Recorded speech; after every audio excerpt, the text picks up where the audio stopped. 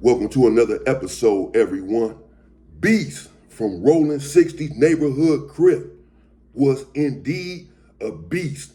He had stabbed people, threatened people, beat down people right there in the Los Angeles County Jail. And as I've said before, the Los Angeles County Jail is a place where you will have a chance to show your mettle, to show what you are made of. If you are a turned up gang member, extra out, you want to be a tough guy, well, when you go to the Los Angeles County Jail, you will have a chance to show exactly how tough you are. Individuals in there have had upwards of 60 fights, 70 fights. They're keeping a record of their fights. So this is how much the fights are going down there in the Los Angeles County Jail. It's not always fights, but oftentimes, luckily, there is not a weapon involved. But sometimes it is. And Beast from Rolling 60's was a rather short dude. He wasn't that tall, dark skinned, with tattoos everywhere. And he had sides on him.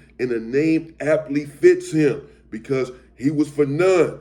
He did not converse or communicate with his opposition, with his enemies. He stuck to his own car. In fact, he had been doing so much damage there in Wayside that we were hearing about him down in the Los Angeles County Jail.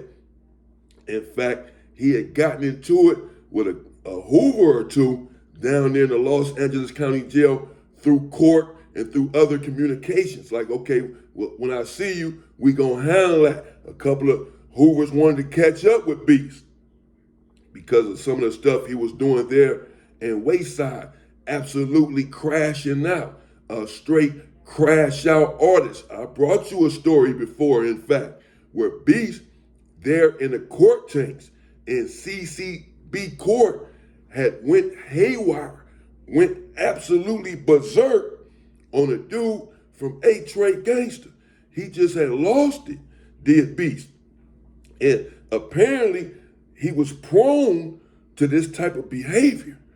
There in Wayside, there was a dude sleeping near him in the proximity of old Beast from 60's. And the dude had been getting too loud.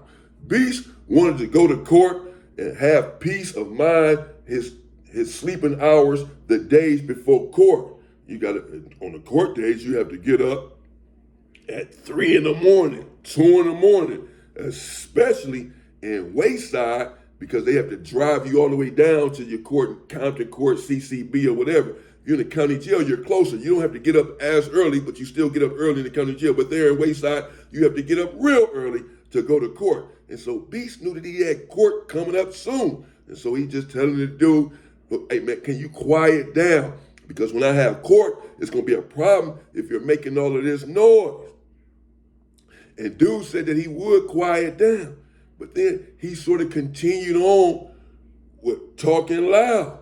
And Beast decided that he wasn't going to say anything else to the dude. In fact, he pulled out a weapon a couple of days before court just to handle it before it was even court time, and swung it at the dude and, let's just say, scratched him up a little bit. So Beast has a reputation of being having a short fuse, having a bad temper.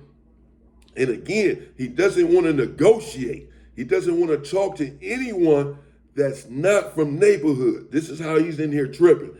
If you're an enemy or opposition, he doesn't want to deal with you. He does not want to be bothered with you. He doesn't want to be friends with you. He doesn't want to talk to you. He doesn't want you talking to him. That's it. And there are some individuals like that. They are so serious about their hood, so dedicated to their hood, that if you are not from their hood, they don't want any dealings with you whatsoever.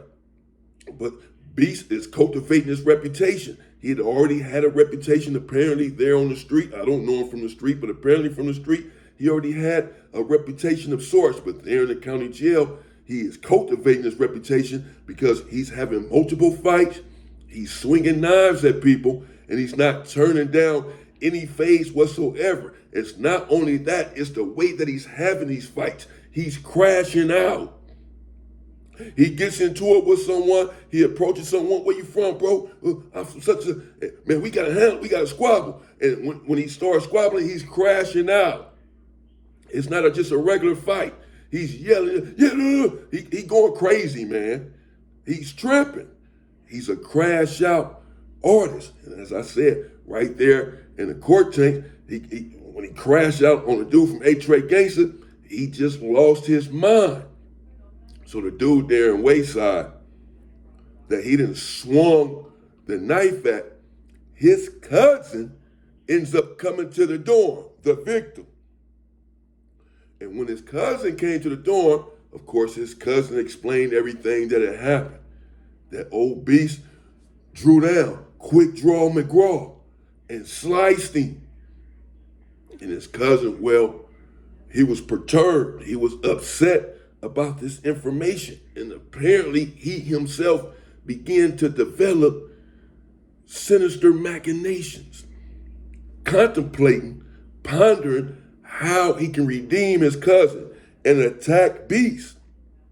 But these individuals don't gang bang. They're both non-affiliates.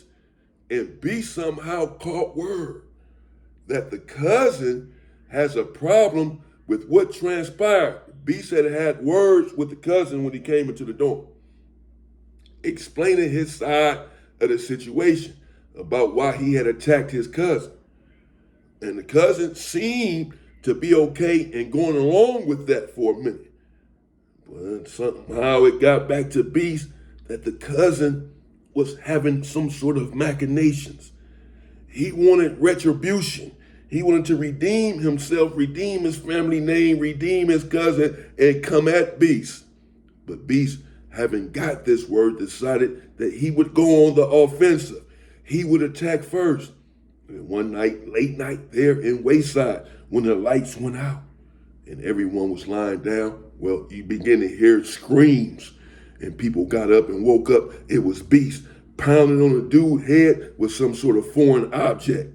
The cousin pounding on his head, talking loud and going crazy. Beast is as he's performing this exercise. And then, to top it off, when Beast was having words with a couple of Hoovers there in the LA County jail, all the way from Wayside, he decided, I guess he was just relegated to Wayside. They was keeping him there. He wasn't really in the county jail that I know of. Or not when I was there. He was in Wayside when I was in the county jail. But there in Wayside, he came up with a plot on how he can holler at the dude that he had been getting into it with. So one day, coming from court, you in Wayside, they take you to the LA County jail, even though you're in Wayside, and put you in a Wayside tank and say, okay, Wayside over here. And you're in the county jail, you go to this tank over here, they come and take you back and send you back to your module. But you in Wayside, they put you in a different tank as you wait for the bus from Wayside to take you back to Wayside. But a couple of people, I've witnessed it myself, have been known that when they say, a Wayside, come over here, they won't go into the Wayside tank, they go into the LA County jail tank. And this is what Beast did. When they coming from court, when they call Wayside tank over here, Beast stayed right there in the line with the county jail. And when they put the members of the county jail inside of their home tank, Beast went inside of there. He had caught wind that the individual he had been having words with was right there in court and would be in those holding tanks. So he did not hesitate. When they called for the court tanks to go inside, Beast went inside, and as soon as the police left, he started going crazy, started yelling, "What's up now? What's up now? What's up now?" And rushed the dude and started swinging. The dude was swinging back, and they was in there scrapping. And then somehow, Beast made it out of the court tank and made it back into the Wayside tank before the bus came. This is the sort of stuff, if you know what you're doing in the county jail, you can maneuver like this. You can get around situations. So he was in there putting in work, crashing out constantly but he wasn't really going to the hole. He wasn't getting caught. I witnessed it myself right there in the court tank when he went fucking bananas, went berserk, crashed out, and he never went to jail. He never went to the hole. Nobody ever said anything. They have cameras in the court tanks these days, but still, if they don't catch wind that something's going on, they're not even going to go look at the camera. They're just using the camera for evidence. If something goes on, they have it recorded. But other than that, they're not sitting there staring at the camera, so they don't catch you in the act right then and there while the camera's going, while the action is going, then you have a great chance to escape. And that's what Beast did. He was able to get out of every situation nearly. I'm sure he went to the hole at some point because, again, the word kept coming down from Wayside to the county jail. Beast is here tripping. It wasn't just Beast. There are other crash out artists. They're in the county jail and even they're in prison. From everywhere, I've run into so many crash out artists. I'm going to bring you a few more of them, a few more of these individuals. Most of them, I'm sure you all have heard of. And they was in there going bananas and berserk. But I believe Beast from Rolling 60's now is resting in peace. I believe he was unalive. And I don't want to get into how or whatever because I'm not exactly sure. It may have been about I do know what happened, but I'm not going to get into that.